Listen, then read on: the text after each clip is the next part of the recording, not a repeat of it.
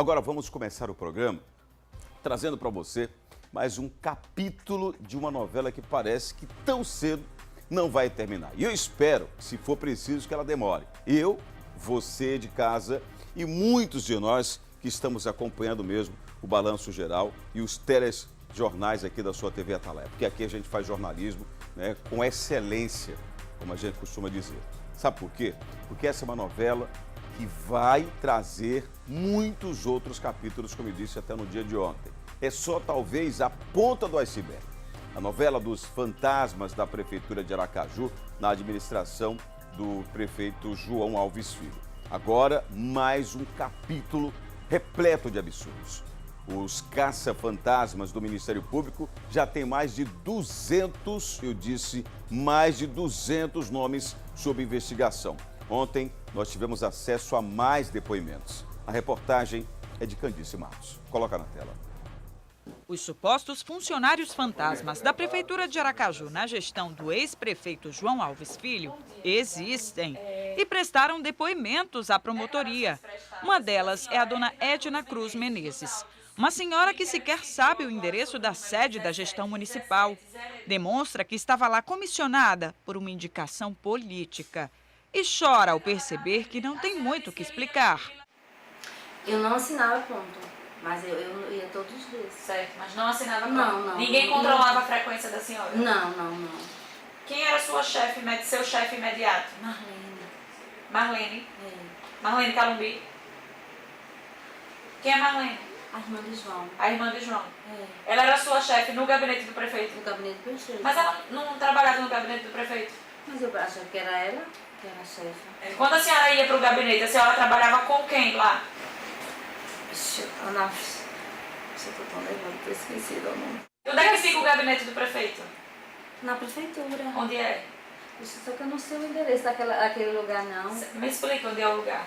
Deixa eu ver, porque eu ia muito, mas só não sei o endereço. Assim, rua tal, mas eu sei onde é. Como é que a senhora conseguiu esse cargo? Quem foi que conseguiu isso para a senhora? A gente, Val, que é amigo da família. Val, que conseguiu, né? Meu esposo é filiado. É filiado a qual partido, seu esposo? Acho que é o PR. Acho que é o DEM. Acho que é o DEM. É o partido de João Alves, né? Veja agora a dona Jeane Mércia Souza Pinto. Ela conta que trabalhou na campanha de João Alves, mas não se recorda no gabinete dele das pessoas que trabalhavam lá. Fez atividade partidária? Não, assim, a dele mais ou menos, né? A de João Alves mais ou menos. Antes do acontecido, né?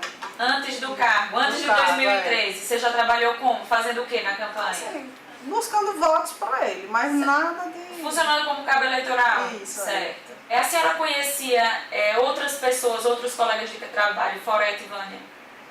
Então... Quantas pessoas trabalhavam mais ou menos lá no gabinete? No gabinete, que eu me recordo assim, ligado direto, umas 6, né? Umas 6 pessoas. Mas assim, é muita gente, entra e sai, tem os órgãos vizinhos, né? Fora a Etivânia, você lembra de outras pessoas? É porque eu sou uma pessoa meio fiquei mais com ela diretamente, entendeu? Já Bruna Santos Borges Estevão revelou aos promotores algo grave. Contou que estava como comissionada da prefeitura sem trabalhar por indicação de um ex-presidente do Tribunal de Contas do Estado. Serviço mesmo, eu não vou mentir, eu não tinha. Como foi que a senhora conseguiu esse cargo comissionado? Quem foi que indicou a senhora? Eu trabalhava em Tribunal de Contas, trabalhei 4 anos e foi indicação do meu chefe de lá. De quem? De Carlos Pina. Solicitou a ele Isso. ao vice-prefeito. A senhora tem alguma ligação anterior com o vice-prefeito? Não, nenhuma. E como era a folha de frequência? A senhora assinava uma vez por mês, todo dia a senhora assinava? Então, às vezes assinava diariamente, às vezes semanalmente. Certo. E a senhora ia e não tinha função lá, não tinha o que fazer. A senhora ia com frequência. E eu, sinceramente, nem era aproveitada, né? Como eu era no Tribunal de Contas. Agora a gente mostra Indira Menezes Cunha, que foi ao depoimento acompanhada do pai, Álvaro Fontes, ex-presidente do Conselho do Idoso, e não sabe detalhar o trabalho que exercia. Qual foi o cargo que a senhora, o cargo em comissão que a senhora ocupou no gabinete do vice-prefeito? Eu prestava tipo, assessoria para ele. Para o vice-prefeito? Era, só que... Que tipo de assessoria? Era tipo, relacionado com quando tinha algum problema, ele pedia para eu fazer algum estudo sobre o Que tipo de estudo? Tipo assim, tinha problema com relacionado ao cemitério, aí algumas coisas, aí eu ia tipo, olhava não sei. Mas você ia, de fato, na prática, trabalhar quantos dias na semana? Eu ia quando ele me... Tipo, também não tinha, quantidade de dias certo. Quando ele me chamava, eu ia. Onde é que a senhora realizava esses estudos? Lá na sede da vice-prefeitura? Não, em casa. Em casa, certo. Você sabe o endereço? Sei onde fica, mas não sei Onde é que fica? Onde é que ficava na época que você trabalhava?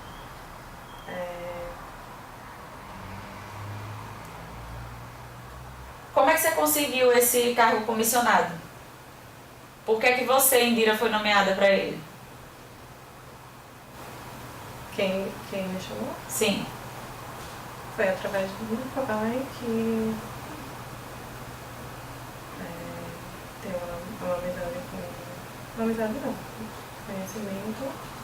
Com quem é que ele tem conhecimento que conseguiu esse cargo comissionado para você na Insurb, inicialmente? Com Zé Carlos Machado. Certo. E aí, quando a senhora foi exonerada da Insurb, esse mesmo vínculo do seu pai com Zé Carlos Machado fez com que a senhora fosse nomeada por cargo em comissão no gabinete do vice-prefeito, foi isso? Quando eu fui exonerada de lá da Insurb, Sim. aí eles telefonaram falando que em breve iria me chamar para trabalhar em outro lugar. Certo. Aí eu acho que depois de um mês, eu também não recordo. Certo. Eles falaram que eu iria ficar alocada no gabinete da presidência. No gabinete da vice-prefeitura. vice-prefeitura. Certo. O Ministério Público de Sergipe apresenta mais uma denúncia. Outras 5 pessoas também são investigadas por serem supostos servidores fantasmas lotados nos gabinetes do ex-prefeito de Aracaju, João Alves Filho, e do ex-vice-prefeito José Carlos Machado. Ao todo, 31 pessoas foram denunciadas e cerca de 200 são investigadas. Agora acompanhe alguns depoimentos desses novos denunciados. Todos demonstram que estavam ali a ocupar um cargo público porque existia uma orientação política. São eles: Alexandra Ferreira Barbosa, Andréia Fonte Silva, Bruno de Oliveira Andrade, Felipe Augusto Martins de Oliveira, Rubens Dantas Melo Júnior. O Bruno de Oliveira Andrade, que é advogado, chega a dizer que era afiliado ao PSDB, partido do ex-vice-prefeito Machado, e que por causa da sua influência com a juventude ocupava esse cargo. Mas no gabinete não existia nenhum trabalho fixo. Em janeiro de 2013, quando, salvo engano, quando João Alves ganhou as eleições, por eu ter essa experiência com a juventude municipal, com a juventude de trabalhar nessa questão da juventude, José Carlos Machado, ele me convidou para trabalhar no seu gabinete. O senhor estava na prefeitura, que hora? Na vice-prefeitura. Quais os dias que o senhor ia para a vice-prefeitura? Não existia uma data certa, por exemplo, segunda, terça, quarta, quinta e sexta-feira, no gabinete do José Carlos Machado. O senhor não cumpria a jornada dentro do gabinete? Também dentro do gabinete dele. Quero saber, na vice-prefeitura, qual o horário que o senhor trabalhava e quais dias o senhor trabalhava? Se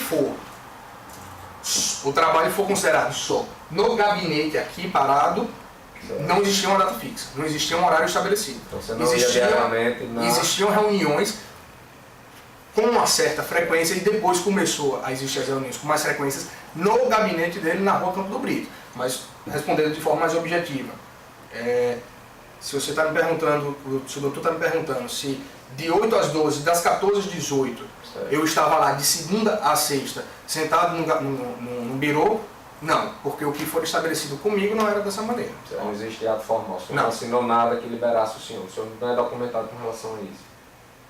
Com relação trabalhar na vice-prefeitura diariamente no horário de funcionamento. A não ir no gabinete. O senhor formalmente tem essa liberação dele? Não, só formalmente eu não tenho e acredito que ninguém vai ter. Certo, é isso que a gente está apurando. Enquanto isso, outro denunciado, Felipe Augusto Martins de Oliveira, explica que o trabalho dele era uma assessoria a José Carlos Machado, mas em outras funções. Como foi que o senhor conseguiu esse carro comissionado?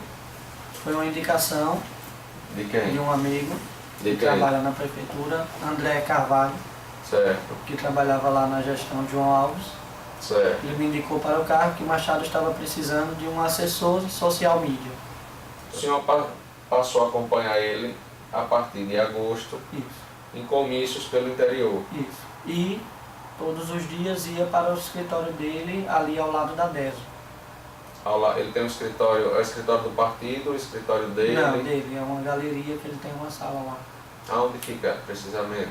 Se eu não me engano, doutor, é Rua Campo do Brito, ao lado da DESO. Não estou muito lembrando, mas eu posso... O senhor trabalhava na vice-prefeitura Eu era comissionado no gabinete do dele, vice-prefeito. mas lá na vice-prefeitura, lá dentro da prefeitura, No tem um centro gabinete. administrativo eu não ia não. Por fim, o Rubens Dantas se contradiz sobre o serviço que fazia. E num determinado momento do depoimento, ele se desespera e pede para ficar em silêncio. E o senhor ia trabalhar lá na vice-prefeitura? Ia fazer serviço dele. Qual o serviço? O serviço que eu fazia lá era o quê? Entregar correspondência do gabinete Veja, dele. só para constar, lá tem 86 comissionados. Os 80, mais ou menos 80, estão dizendo que entregava correspondência. Eu entregava porque eu ia de moto. Pronto, eu quero saber do senhor, o que era que o senhor fazia? Por quê? Porque lá tem terceirizado para entregar correspondência. Lá tem os contratos que a gente tem. Eu sei. Então assim, não era papel do comissionado dele entregar correspondência. O que era que o senhor efetivamente fazia? Eu entregava as coisas dele. Mas quem era que trabalhava lá? Porque assim, tinha quantos birô na mesa lá que o senhor trabalhava? Das mesas, assim, de trabalho.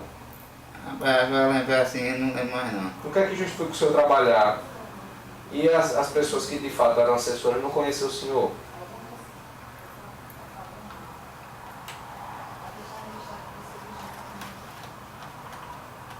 Me diga.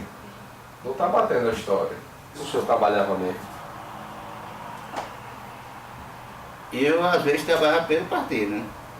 Entendi. Entendeu? O senhor trabalhava por partido. O senhor tem filiação partidária? Eu não. Na vice-prefeitura. O que era que o senhor desempenhava? Agora não lembro mais não, assim.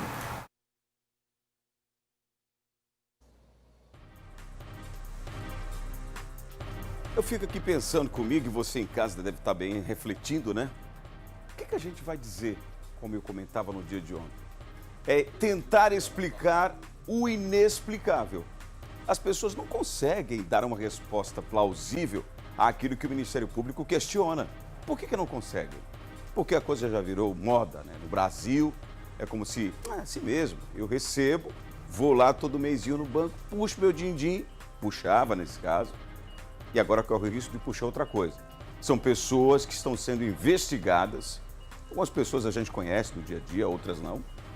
Como diz o próprio título das reportagens que a gente tem trazido ao ar, são fantasmas que à época só apareciam no final do mês, em sua grande maioria, para receber o dinheiro.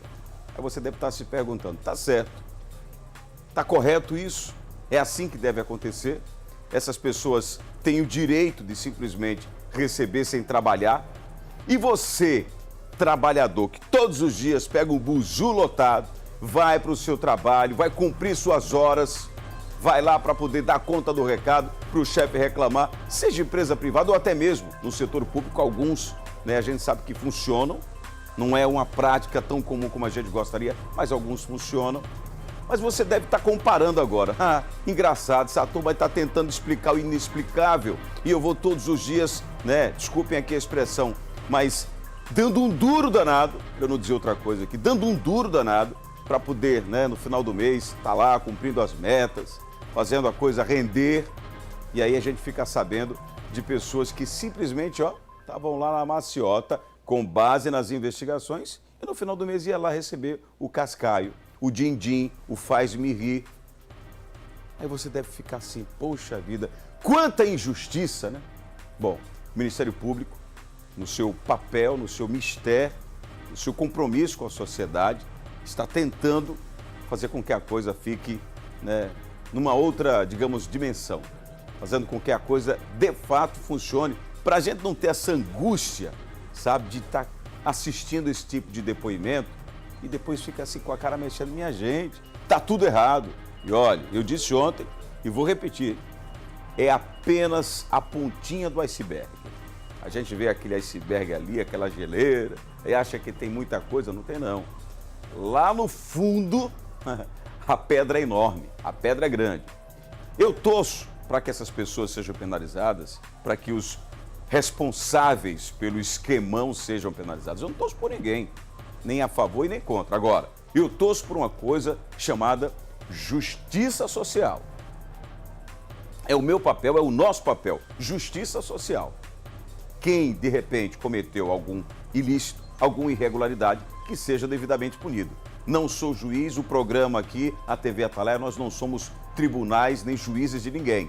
Agora, as investigações estão caminhando para trazer um resultado que a gente espera, que a gente cria uma expectativa de que logo, logo, essas pessoas, além aquelas que tiverem a devida comprovação de que cometeram essas irregularidades, além delas pagarem com base no que prevê a legislação, que elas devolvam o dinheiro que é nosso, devolvam o dinheiro que é do povo, que é seu, que é meu, que é nosso. Porque se a gente paga impostos, se a gente tem responsabilidades, não significa dizer que prefeito A, prefeito B, seja quem for, tem o direito de chegar ali e levar, tomar o que é nosso. Ah, porque eu trabalhava na campanha de não sei quem. Pouco me interessa. Pouco interessa para o Ministério Público. Ah, não, porque eu dava uma mãozinha ali de vez em quando. Sim. E o que trabalha se lascando todo dia? Não é correto que ele receba o salário dele? É. E o posto de saúde? E as unidades educacionais? As creches precisando de gente? Ah, não tem. Olha, hoje fulano não veio. Hoje não tem. Por isso que a gente chama aí de Operação Caça-Fantasmas. Aliás, o próprio Ministério Público. Eu sei de uma coisa, viu, minha gente? Esse Brasil precisa ser passado a limpo e aqui em Sergipe não é diferente.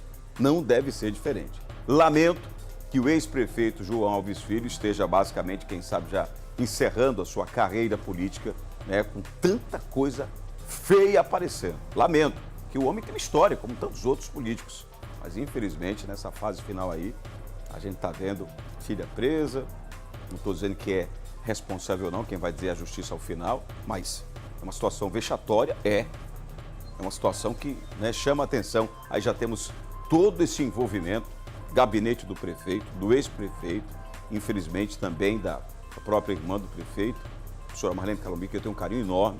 Enfim, o fato é, quem está dizendo isso são os órgãos fiscalizadores. Vamos esperar que no final a gente tenha o devido resultado e que aí a justiça, né, seja feita.